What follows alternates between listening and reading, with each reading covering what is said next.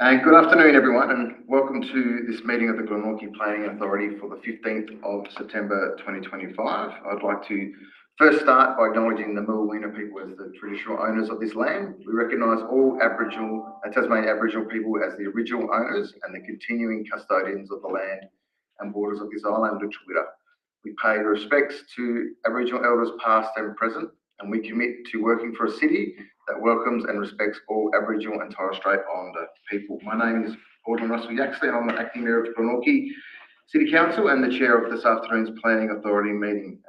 Joining me this afternoon are my fellow authority members, Alderman Shane Alderton, Alderman Tim Marks, Alderman Josh Cockshut, and Alderman Stephen King. And we have our CEO here as well in attendance in the capacity of just overseeing and having a bit of a observation. And obviously we also have a number of our team council staff here with us as well, so thank you for coming on. We'll move to item 1 straight away, and this is the Planning Authority Declaration. The Glenorchy Planning Authority intends to act as a planning authority under the Land Use Planning and Approvals Act of 1993. The Planning Authority has full power to make planning decisions on behalf of council. The meeting procedures are planning officers will present an assessment and recommendation, and then we'll answer any questions from elected members.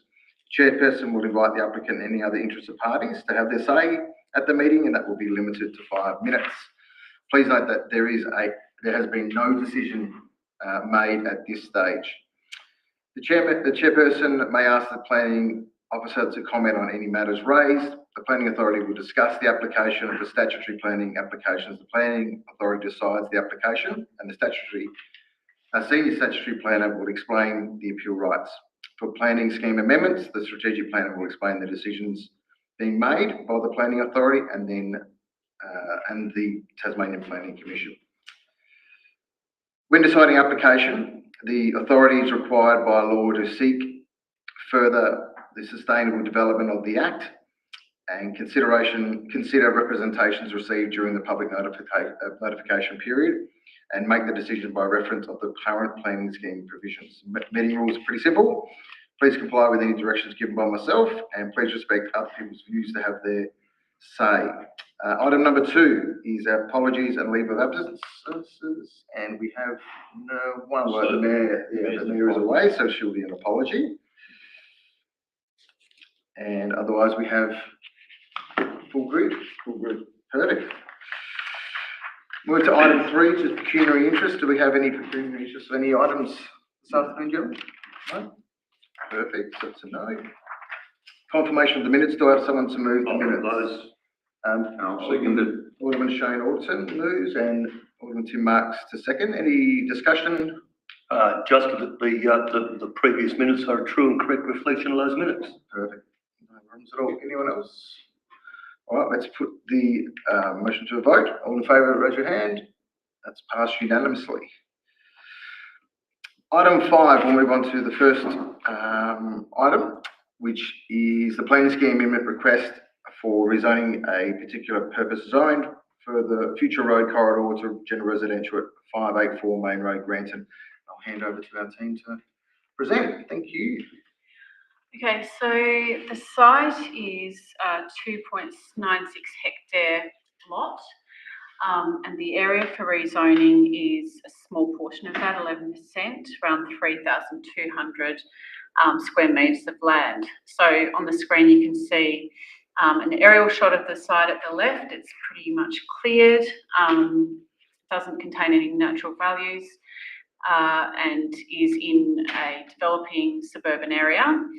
And to the right you can see the zoning. So the area proposed to be rezoned is the area in pink.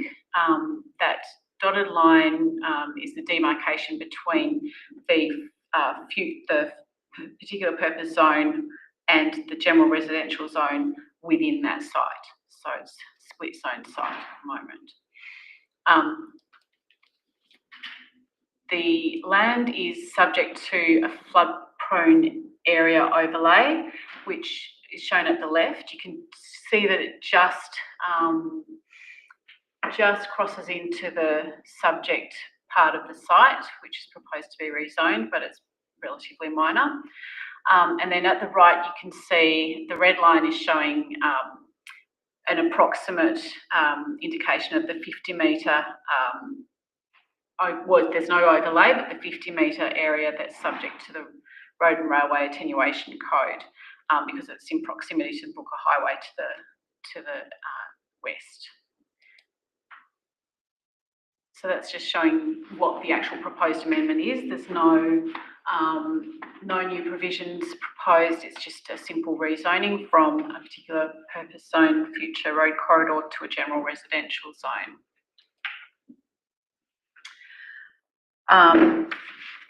The rezoning reflects the fact that the original zoning was to set the land aside for potential expansion to the Brooker Highway. Now, with the Bridgewater Bridge being complete and the associated works to the Brooker Highway being complete, state growth no longer requires that land for the expansion of the Brooker Highway, so they support the rezoning. The benefits of the rezoning will be that it will provide a better opportunity for the layout of a future subdivision on the land. It equates to around 7 to 9 potential dwellings mathematically. Whether that would be achieved in any particular development application is another matter, but just in mathematical terms, it does provide a small additional yield for that lot in terms of dwellings. The impacts are that because it adjoins the Brooker Highway, that land is exposed to the noise from the highway.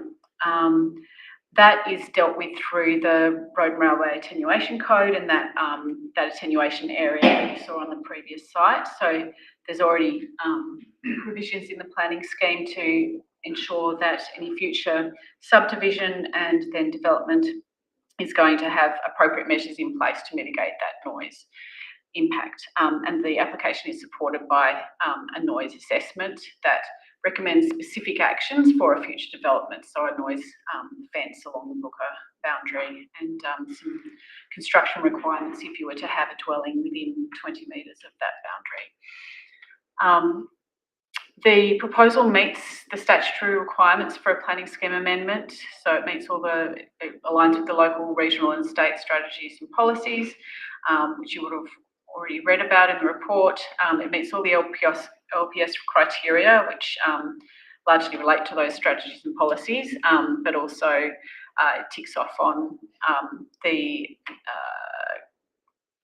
LPS requirements under section 32, which is just a list of the things that you need to have contained in your planning scheme. And it meets the section 8A guidelines, which are the Tasmanian Planning Commission's guidelines for applying zones and codes to land. There is a requirement in those guidelines for a rezoning to include a structure plan where you're rezoning to an urban zone or a higher order urban zone. However, it's not warranted in this case because the area of land is so small it doesn't constitute a precinct, and so it's not appropriate to have a precinct structure plan for that. The next steps are if the amendment is prepared today, that we would council would then certify the amendment, and we would notify the Commission of the proposal and put it on advertising for 28 days. And then after that, if there are any representations, we would report representations, and then it would go to the Commission for a decision, and they may choose to hold hearings and then ultimately approve or amend or refuse the proposal. That's it. Good. Thank you very much. Any questions from elected members? No? Okay. Anyone from the gallery at all like to? No, it's fine there. All right. So no questions from our planning officers. So could I have someone to remove the motion? Alderman Tim Marks and a seconder, Alderman Josh Cockshut. Alderman Tim Marks, would you like to speak to it at all? No, I think it's a good decision to change it so that the land can be used. Yep. Anyone else want to add to the debate at all? No, my thing is that it certainly, you know, the amendment makes sense. It certainly aligns with everything that you've talked about, and you know, I think it just makes sense. So I'm more than happy to support it as well. So we will ask back to the mover. Any further things? No, not at all. We'll put the motion to a vote. For those in favour of the recommendation, raise your hand. That's passed unanimously. All right, I'll pass back to the senior statutory planner to explain. Well, already has. Already has, so, Well so now, sorry, yeah, so we now put it on exhibition for Yeah. 28 days and hopefully no representations. Great, no worries. Right, moving on to item 6 is the clarification of the GPA decision of the 11th of August 2025, 168A Abbotsfield Road, Claremont, and Mr. Paul Garnsey. Through you, Chair, the report is fairly self-explanatory, but just to give you a very brief overview, there was a matter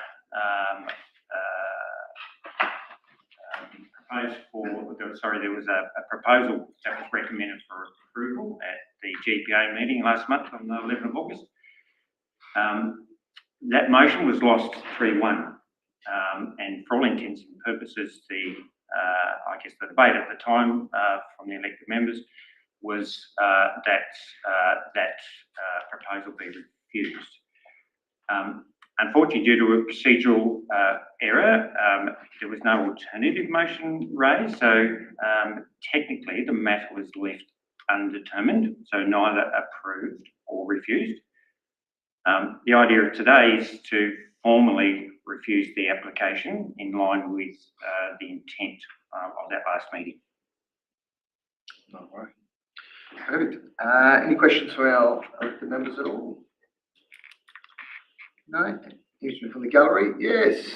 Can I point out a spelling mistake? You're welcome to. Yes, I'll beat you to it. There's a little bit in the recommendation, there is a typo, and be refused on the ground that the proposed density, it should be proposed density. Yeah, perfect. Have that fixed up, that'd be great. That's fine. So if I could just get a mover for the recommendation, Alderman Stephen King, and seconder, Alderman Shane Alderson. You'd like to speak to it? Thank you, Chair. Nothing's changed from my perspective since the last meeting. We're here just to formalise this, to tidy up the situation. Again, we didn't approve this based on its failure to provide a significant social and community benefit. Our determination was it was quite the opposite to that, so I'll leave it at that. Okay. Any other elected members want to speak to it at all? Just basically support Alderman King's comments. For the simple reason we refused the application was because there was no significant benefit, social and community, otherwise identified. Yeah, certainly I'd like to speak to it as well and say it was certainly the matter was, the intent was to refuse it. It's just a technical error which has occurred. So we will now put this motion to a vote. Would anyone else want to speak to it? I don't need to close. You don't want another bite of the cherry? I think we've Pretty clear. there's enough here. Thank you. All right. So we'll put the motion to a vote. All in favour of the recommendation to refuse, raise your hand. And that's passed unanimously. Thank you. Thank you. No problem at all. Well, that brings us to a close of our GPA this afternoon. A nice quick one. So thank you for everyone who has attended and those online watching. Appreciate you coming along.